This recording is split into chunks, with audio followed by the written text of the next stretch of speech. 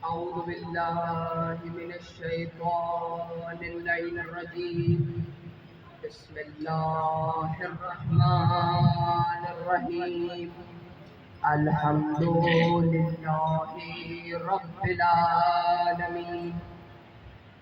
اللهم إياك نعبد وإياك نستعين، والعاقبة للمتقين، والجنة للموحدين، والنار للمعاندين. والصلاة والسلام على أشرف الأنبياء والمرسلين، شفيع المذنبين، أنيس الفقراء والمساكين، سيدنا وسندنا وحبيبنا وشفيع قلوبنا وطبيب قلوبنا أبي القاسم محمد.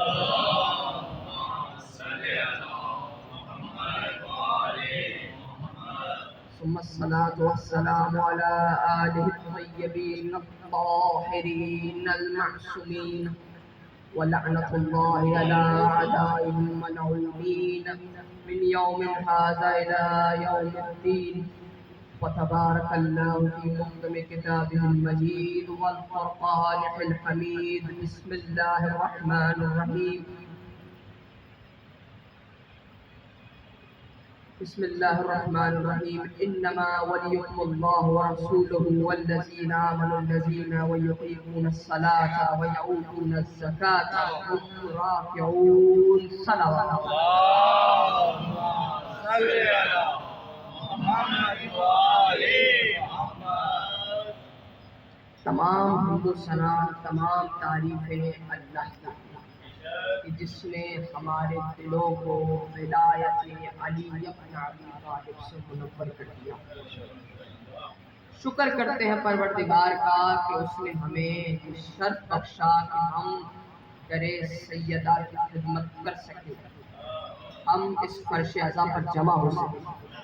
اس لیے کہ یہ آج آپ جس جگہ بیٹھے ہیں یہ کوئی معمولی جگہ نہیں ہے، بلکہ آپ اس کا غم منا رہے ہیں کہ جسے سید شباب اہل الجنہ کہا جاتا ہے، جو جنت کے جوانوں کا سردار ہے. اس حسین کا غم اور اس حسین کا ذکر. جس آیت کی تلاوت کی گئی، جس سرنامہ کلام بنایا گیا، قرآن مجید کی مشہور و معروف آیت ہے. اس میں خدا ولایت علی بن ابی طالب علیہ السلام کا اعلان کر رہا ہے اور یہ کہہ رہا ہے کہ تمہارے 3 ولی ہیں. ایک میں اللہ تمہارا ولی، دوسرے میرے نبی محمد تمہارے ولی، اور تیسرے وہ ہیں کہ جو حالت رکوع میں زکوٰۃ دیتے ہیں اور نماز قائم کرتے ہیں. اور تاریخ نے لکھا کہ سوائے ابو طالب کے بیٹے علی کی کسی نے حالت رکوع میں زکوٰۃ نہ دی. دشمنوں تک نے مانا کہ ہاں علی ہی تھے جنہوں نے حالت رکوع میں فقیر کو زکوٰۃ دی. اور ایسا نہیں ہے کہ فقط آواز دی اس نے اور علی نے فوراً زکوٰۃ دے دی، اس لیے کہ حالت نماز میں ہے. جب مجھ جیسا گنہگار نماز پڑھ رہا ہو اور کوئی آواز دے تو میں جواب نہیں دیتا. ذرا سوچو، جو امام المتقین ہو، مولائے متقیان ہو، علی جیسا امام ہو، جو فجر کی نماز میں شہید ہوا ہو، جو فجر کی اذان پر اٹھے تو یہ کہے کہ اے سورج تو یہ گواہ رہنا کہ جب بھی تو نکلا ہے تو نے کبھی مجھے سوتے ہوئے نہیں ہے، ہمیشہ مجھے بیدار پایا.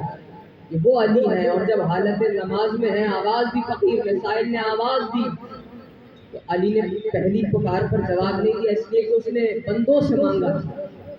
اس نے کہا تھا کیا کوئی ہے جو مجھے عطا کرے؟ بندوں کو پکارا جو مسجد میں نماز پڑھ رہے تھے، مگر کسی نے نہیں سنا اور علی نے جواب نہیں دیا. مگر اب جب اس نے کہا کہ کیا اللہ مجھے عطا کرے گا، اب جب اللہ کے در پر پہنچا تو دستے ید اللہ سے، اللہ کے ہاتھ سے وہ چیز مل گئی. اور عزیزان گرامی، علی کون ہے؟ علی وہ ہے کہ جو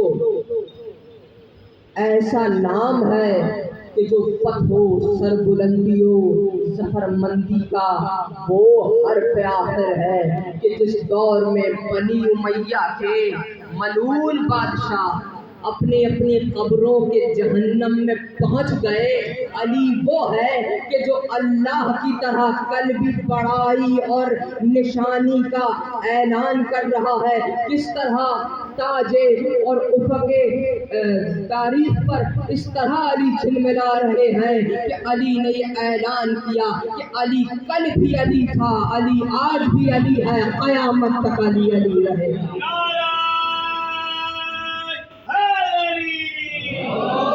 یہ سعادت حاصل ہے کہ جو اس در پر آیا چاہے بے زر ہی کیوں نہ ہو، اسے ابو ذر بنا کر لوٹایا، ایمان بنا کر لوٹایا۔ اور سندھ کے مکینوں یاد رکھنا کہ جو بے پر و پرواز آیا تھا اسے سہون کی دھرتی کا شہباز بنا کر لوٹایا۔ یہ در علی کی فضیلت ہے، یہ در علی ہے جو سب کو عطا کرتا ہے، اور یہ علی ہی تو ہے کہ جس کی محبت اور بغض سے ہم مومن اور منافق میں فیصلہ کر لیتے ہیں۔ علی کی محبت ہی تو ہے کہ جس سے ہمیں مومن اور منافق کا فرق پتہ چل جاتا ہے۔ بس ایک تاریخ ساز واقعہ ہے جو آپ کی خدمت میں پیش کرنا ہے، آپ کے بہت سے سوالات کا اس میں جواب ہے، توجہ رکھیے گا عزیزان گرامی۔ سرکار رسالت مآب صلی اللہ علیہ وآلہ وسلم کے پاس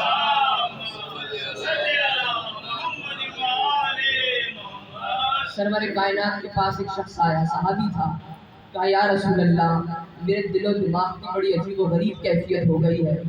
سوال کیا ہوا؟ کہا یا رسول اللہ اطاعت آپ کی کرتا ہوں محبت علی سے، اطاعت آپ کی ہے مگر محبت علی سے ہے۔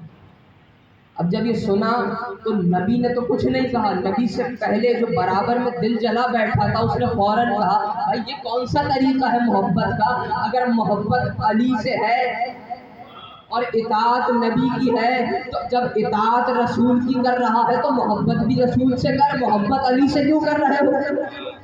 اب جب یہ سنا تو فوراً کہا یہ اپنی اپنی معرفت کی بات ہے۔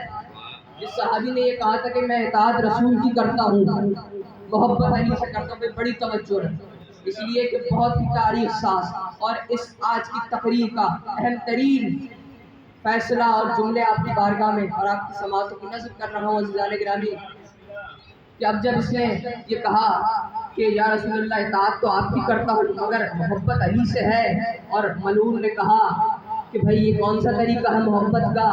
تم اطاعت رسول کی کر رہے ہو مگر محبت علی سے کر رہے ہو، اگر اطاعت رسول کی ہے تو محبت بھی رسول سے کرو۔ فوراً کہا کہ اپنی اپنی معرفت کی بات ہے، اپنی اپنی شجرہ نسب کی طہارت اور شرافت کی بات ہے۔ تو کہا کہ وہ کیسے؟ تو کہا کہ قرآن اعلان کر رہا ہے قُلْ إِن كُنتُمْ تُحِبُّونَ اللَّهَ فَاتَّبِعُونِي، میرے حبیب ان سے کہہ دو کہ اگر محبت کا دعویٰ کرتے ہیں مجھ سے تو میرے رسول یعنی آپ کی اتباع کریں۔ تو کہا کہ قرآن نے تو کہا ہے کہ رسول کی اتباع کرنی ہے، اور پھر یہ بھی سوال ہوا کہ کیا رسول کی محبت نہیں کرنی؟ کہا نہیں، رسول سے محبت نہیں کر سکتا۔ اب یہ عجیب و غریب جملہ اس صحابی رسول نے جو یہ کہہ رہا تھا کہ علی سے محبت ہے، رسول کی اطاعت ہے، اس نے کہا کہ رسول کی فقط اطاعت ہی کی جا سکتی ہے، رسول سے محبت نہیں کی جا سکتی۔ اب جب یہ سنا تو فوراً کہا وہ کیسے؟ کہا وہ اس لیے کہ رسول اللہ ہمارے دوست نہیں، وہ محبوب ہیں اللہ کے۔ اللہ کہتا ہے قرآن میں اے میرے حبیب اے میرے محبوب، تو اللہ کے رسول کے محبوب ہیں، اللہ کا رسول محبوب ہے اپنے خالق کا، تو اللہ جو رسول کو اپنا محبوب کہہ رہا ہے وہ محبت کرے گا نا رسول سے۔ ارے اگر کیا تو رسول سے محبت کا دعویٰ کر رہا ہے اور رسول سے محبت کا دعویٰ کر کر اللہ کے حق پر ڈاکہ ڈالنا چاہتا ہے؟ اس لیے کہ اللہ نے رسول سے محبت کی بات کی ہے، ہماری کیا حیثیت کہ ہم رسول سے محبت کریں؟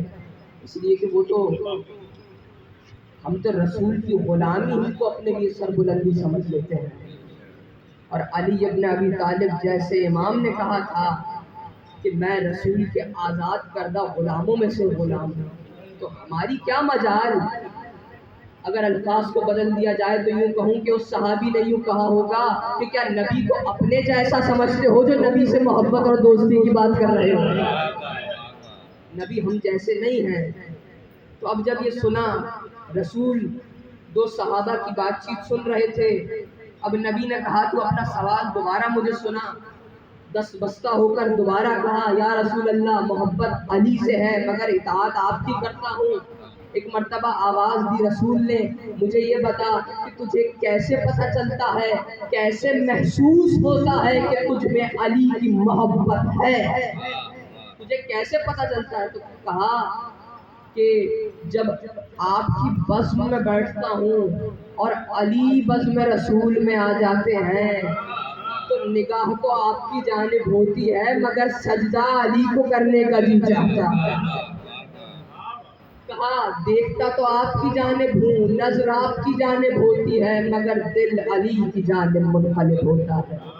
اس لیے کہ نظر کا تعلق، دیکھنے کا تعلق احترام سے ہے اور دل کا تعلق محبت سے ہے، اس لیے کہا نظر آپ کی جانب ہے، دل علی کی جانب ہے۔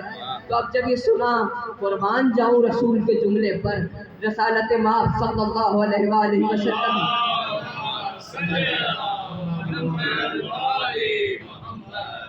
قیامت تک مسلمانوں کو شریعت سکھا رہے ہیں، اور کس طرح شریعت سکھائی ذرا سنو۔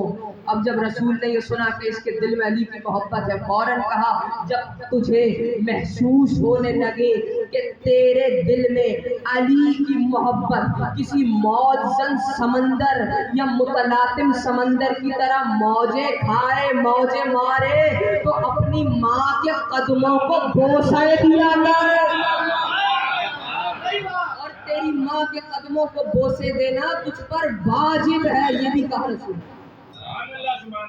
اگر مسئلہ یہاں ختم نہیں ہوا، اس نے کہا کہ یا رسول اللہ میری ماں تو مر گئی ہے، تو فوراً رسول نے کہا اگر ماں مر گئی ہے تو جا ماں کی قبر کو بوسا دو۔ ارے تم نے بڑی خاموشی سے سن لیا، عزاداروں ہم پر ہمیشہ اعتراض کیا جاتا ہے کہ قبروں پر جانا بدعت ہے، روضوں پر جانا بدعت ہے۔ ارے اگر قبروں پر جانا بدعت ہوتا تو رسول ایک صحابی کو قبر کے بوسے لینے کا حکم نہ دیتے۔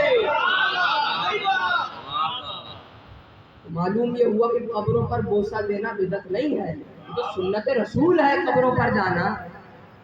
اور پھر اب بھی مسئلہ ختم نہیں ہوا، اب کیا مسئلہ ہے؟ کہہ رہا یا رسول اللہ میری ماں تو میرے بچپن میں ہی انتقال کر گئی تھی، لہٰذا مجھے پتہ ہی نہیں ہے کہ اس کی قبر کا نشان کہاں ہے، مجھے معلوم ہی نہیں کہ اس کی قبر کہاں ہے، تو اب میں کیا کروں؟ اب جب یہ سنا فوراً فرمایا کہ اگر ایسا ہے تو اپنے گھر جا اور نشان بنا، خط کھینچ اور تصور کر کہ یہ تیری ماں کی قبر ہے اور پھر اسے بوسے دے۔ ارے عزاداروں قیامت تک کے لیے رسول نے یہ فیصلہ کر دیا کہ اگر اصل تک نہ پہنچ سکو تو شبیہ بنانا بدعت نہیں، عبادت ہے۔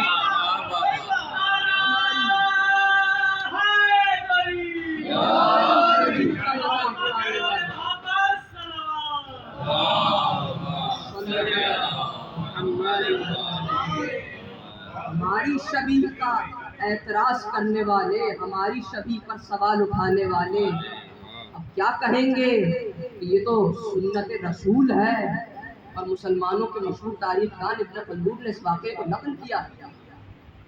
عزیزان محترم، یہ علی کی ولایت ہے، یہ علی کی محبت ہے جو آپ کو مومن اور منافق کا فرق بتا دیتی ہے۔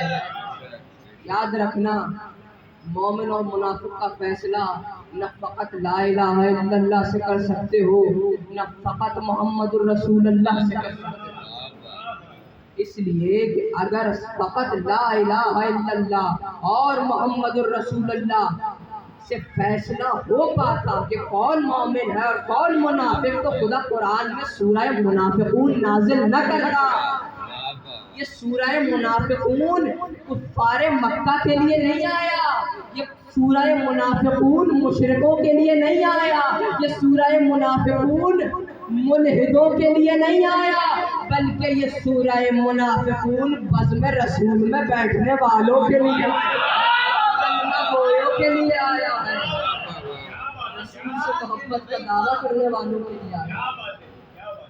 اور رسول نے کس طرح پر بتایا، ذرا مل کر نعرہ صلوات۔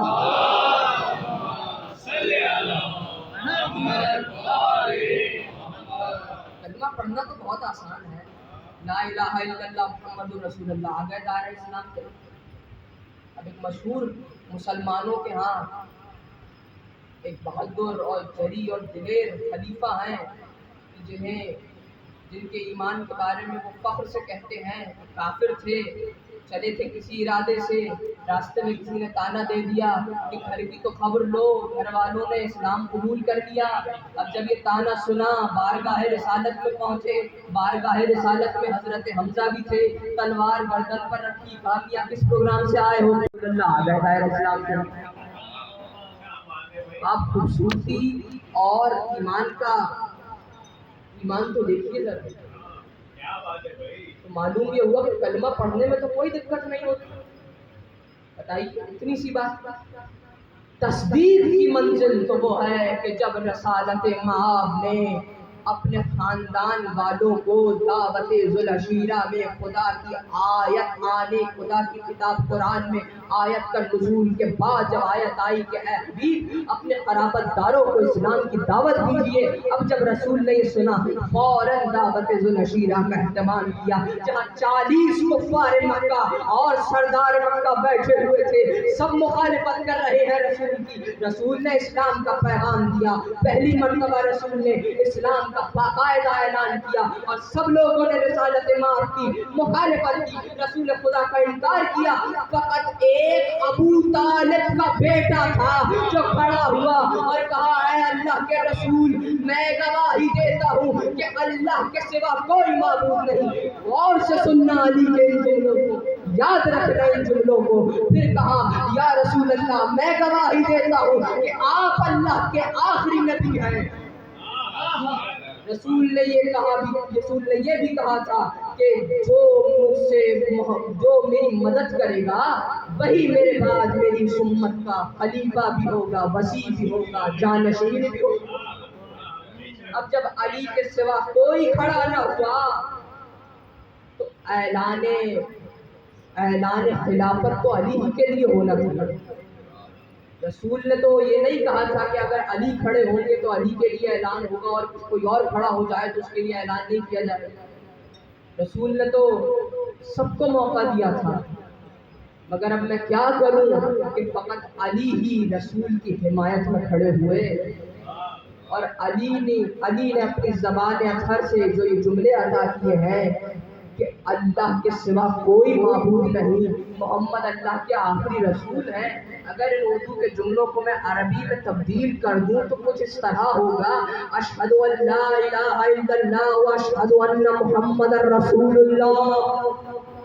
تو یاد رکھنا علی وہ پہلے مسلمان تھے جنہوں نے یہ کہا اشہد ان لا الہ الا اللہ واشہد ان محمد رسول اللہ۔ علی سے پہلے نہ کوئی ایمان لایا تھا، نہ کسی نے اللہ کی وحدانیت کا اقرار کیا تھا، نہ کسی نے رسالت مآب کی رسالت کا اقرار کیا، فقط علی تھے کائنات میں جنہوں نے اللہ کے رسول کے پیغام کو تسلیم کیا، اور رسالت مآب نے جواب میں کہا علی ولی اللہ۔ اس لیے کہ جس نے مدد کا وعدہ کیا، جس نے ساتھ دینے کی بات کی، اسی کے لیے اعلان کیا گیا۔ تو یاد رکھنا کہ یہ فیصلہ آپ کو دے رہا ہوں، یہ بات آپ کو سنا رہا ہوں کہ جو کروڑ مسلمان اس دنیا میں کلمہ پڑھتے ہیں لا الہ الا اللہ محمد رسول اللہ، یہ علی کی سنت ہے، اور ہم جو کلمے میں علی ولی اللہ پڑھتے ہیں یہ محمد کی سنت ہے۔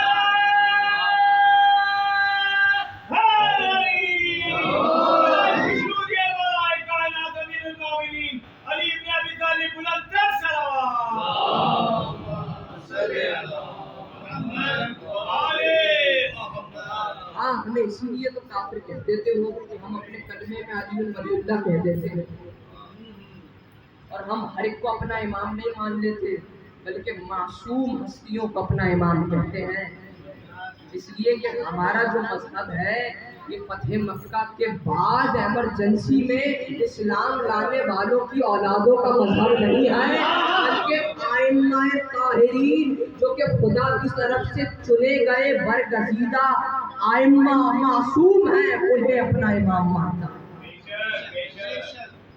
عزیزان محترم، آپ نے دیکھا زمانے میں کہ کسی کو ولی قرار دے دیا گیا، کسی کو صدیق قرار دے دیا گیا، مگر میں کیا کروں کہ تمہیں فقط ایک ہی لقب ملا، ہمارے پاس تو آؤ ذرا ہم تمہیں بتائیں کہ علی کی فضیلتیں کتنی ہیں، اگر میرے علی کو ولی نہ مانو گے تو امام تو مانو گے، امام نہ مانو گے تو معصوم تو مانو گے، معصوم نہیں مانو گے تو امیر المؤمنین تو مانو گے، امیر المؤمنین نہیں مانو گے تو امام المتقین تو مانو گے، امام المتقین نہیں مانو گے تو قاتل المشرکین تو مانو گے، قاتل المشرکین نہیں مانو گے تو فاتح خیبر تو مانو گے۔ ارے اگر فاتح خیبر بھی نہ مانا تو عین اللہ تو مانو گے، وہ بھی نہ مانا تو وجہ اللہ تو مانو گے، یہ بھی نہ مانا تو ید اللہ تو مانو گے، یہ بھی نہ مانا تو الف اللہ تو مانو گے۔ ارے اگر یہ سب بھی نہ مانا تو علی کو ہلاکت سے بچانے والا تو مانو گے۔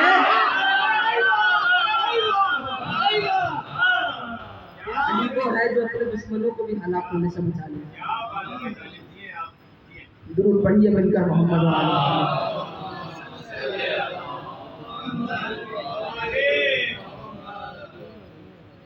عزیزان گرامی، گفتگو اسی مرحلہ فکر پر روک رہا ہوں، اور آپ جانتے ہیں کہ عالم عباس سے منسوب ہے یہ مجلس، اور علی وہ ہے کہ جس نے ساری زندگی اللہ سے کچھ نہیں مانگا، سب اللہ نے بے مانگے عطا کر دیا، علی کو ساری فضیلتیں علی کو عطا کر دی، صرف ایک حاجت ہے علی کی۔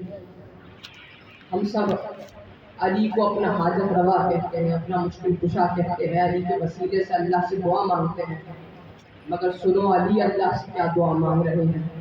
جب مانگنے والا علی جیسا اور عطا کرنے والا اللہ جیسا تو پھر عباس جیسی عطا ہوا۔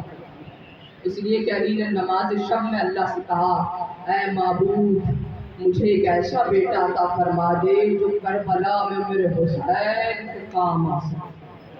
کربلا کے لیے مانگا ہے علی نے عباس کو، اور آپ جانتے ہیں کہ عباس کو جنگ کرنے کا اور کربلا میں تلوار اٹھانے کا کتنا شوق تھا۔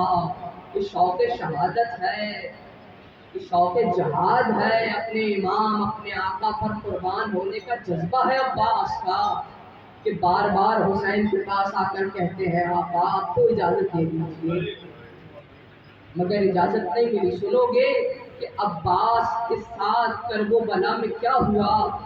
کہا جاتا ہے کہ عباس کے بچپن کے دوست ابراہیم ابن مالک اشتر جیسے حبیب ابن مظاہر اور حسین بچپن کے دوست ہیں، اسی طرح عباس ابن علی کے بچپن کے دوست جناب مالک اشتر کے فرزند ابراہیم تھے۔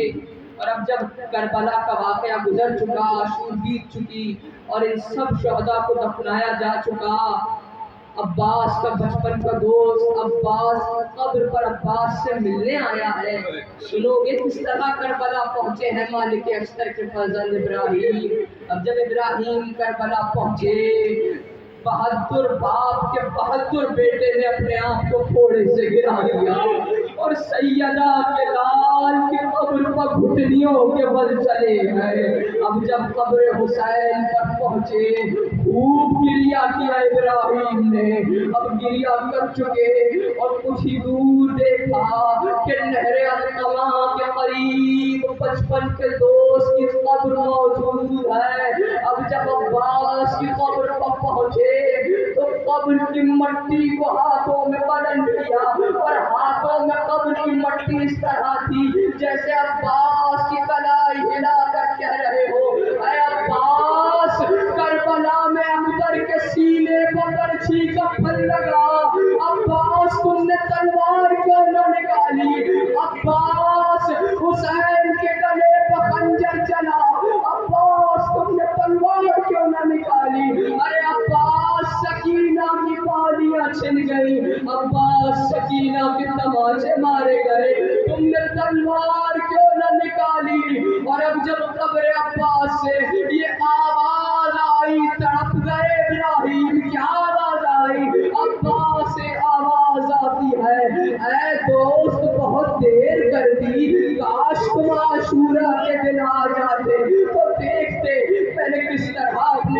سے اجازت مانگی مگر آقا نے مجھے جنگ کرنے کی اجازت نہ دی.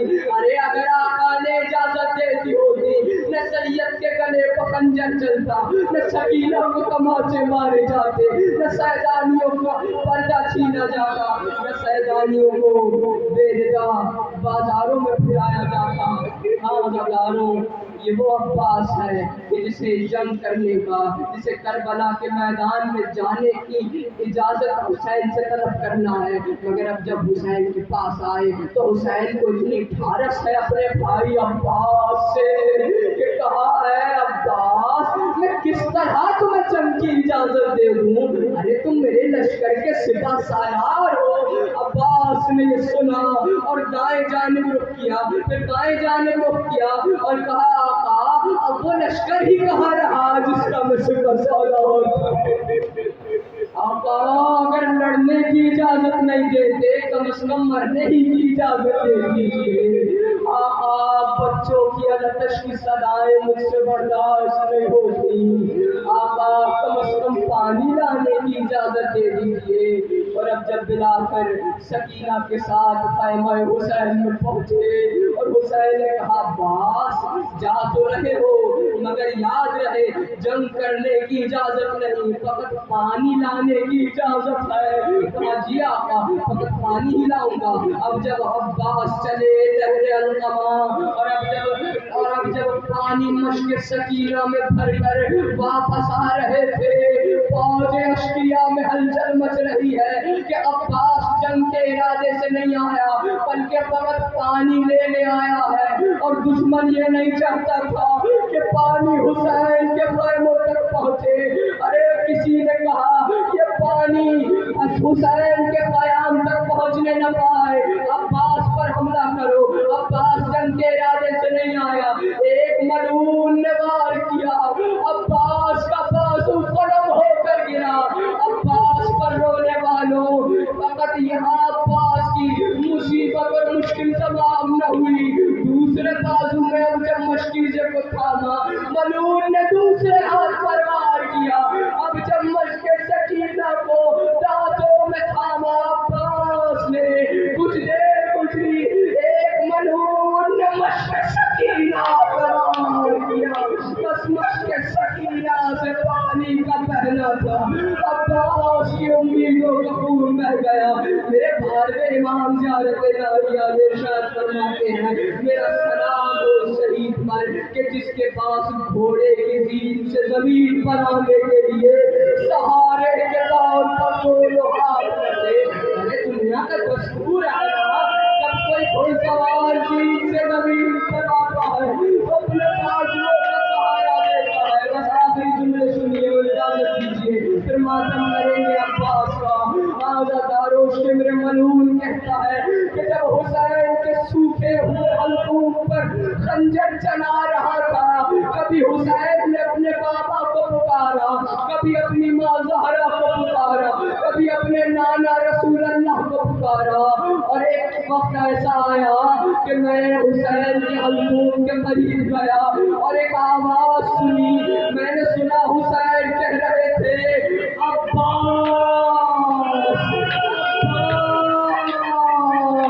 عباس کہتے تھے اللہ اگر 70 بار دماغ گیا تو آپ کی آواز پر لبیک کہوں گا. تاریخ نے لکھا یہاں عباس کی صدا حسین نے دی, وہاں نہر پر عباس کا نقش. اللہ